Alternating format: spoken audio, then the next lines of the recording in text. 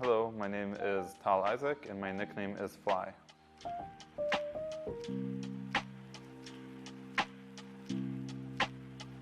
So I think a captain is somebody who's going to have more responsibility in a team. It doesn't always necessarily mean you're going to lead through just being loud or anything like that. I think it's somebody who can share the burdens of a team and help each other when you need help. And it's very diverse. So you can do a lot of different things. But yeah, you don't always ask to be a captain. Sometimes it's just what you're elected to do.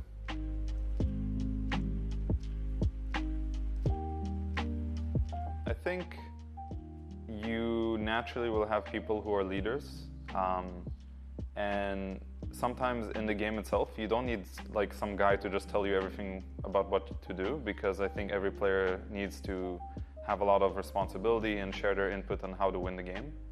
But I think to have a unifying voice, especially outside the game, is very important, because it helps you build a team. Because in the end, a good team is a team that is actually together and have, in the end, sort of like one voice put together. And I think a captain is somebody who helps you achieve that. So yeah, I think it is important to have leaders.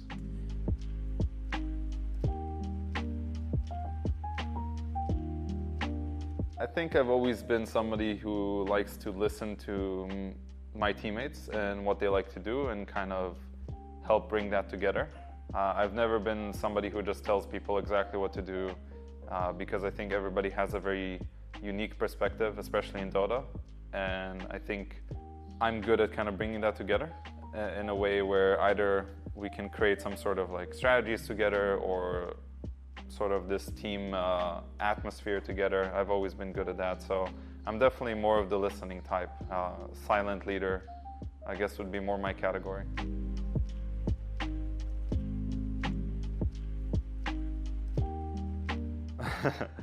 Yeah, I think I'm definitely more of more of outside of the game kind of captain. I think I like to lead a lot by example of how I just do my day-to-day life and how I try to practice the game, try to really think, and hopefully people on my team see how I treat it, and that helps in some way. I definitely also help in the game, but I think Dota is so evolved that supports cannot really lead the game in the end. I think cores have to kind of share most of the burden, especially when the game goes later. So I try not to do too much, because then it can kind of be bad.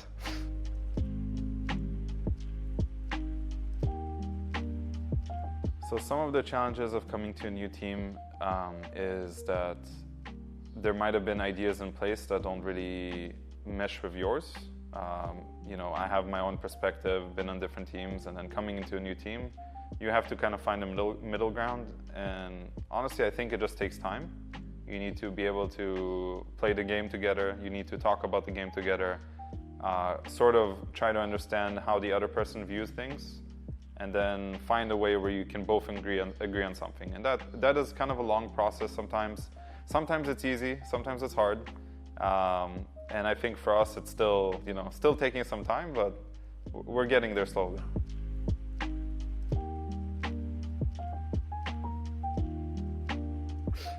When I play pubs in Dota, I try to use more voice. I used to kind of enjoy just not saying anything and just playing my game. But I've noticed that, one, I will win more if I talk more, which is nice. And two, I think it's good practice for me, because you kind of replicate the same things you would in officials anyways. Some games it's just impossible because you have just griefers and you're like, okay, whatever, I'm not going to try. Other games, I try to talk more and make some calls, yeah.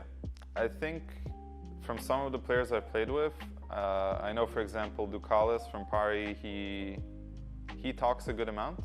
But I think, it's good. I think it helped probably him and his team to learn a lot. So I think he's one example I played with. Yeah, I think for somebody to be a captain, it doesn't really matter what role you play, support, carry, mid, it doesn't matter. I think it's really about the person.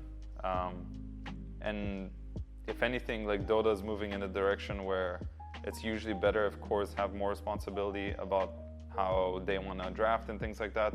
It doesn't mean that they're going to be the captain outside of the game, but I think probably some of the better ways to do things now is where coaches or cores are kind of leading drafts, but you can have somebody else in the team who kind of helps the team be a team, if that makes sense.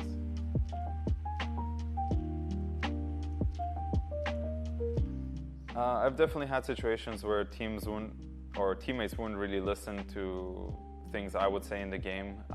It's usually not something malicious. I think it's either lack of focus or disagreement.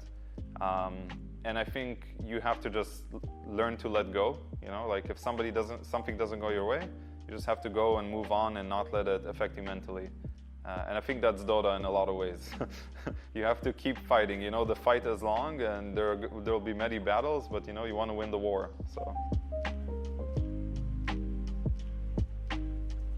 I think MMR is a good indicator of some things, but not everything. You can see some of the best teams in the world have like super high MMR, and you can see some don't, like Liquid, for example. They don't play that many pubs, but they're still like amazing teams. So it really depends on the person. But if you're trying to make it out, and you're not somebody who's already known, you kind of need high MMR now.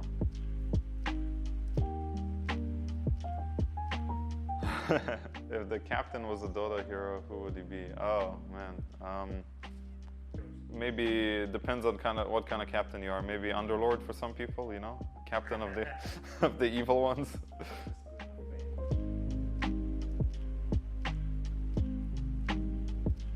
Thank you everyone for watching, and see you in qualifiers.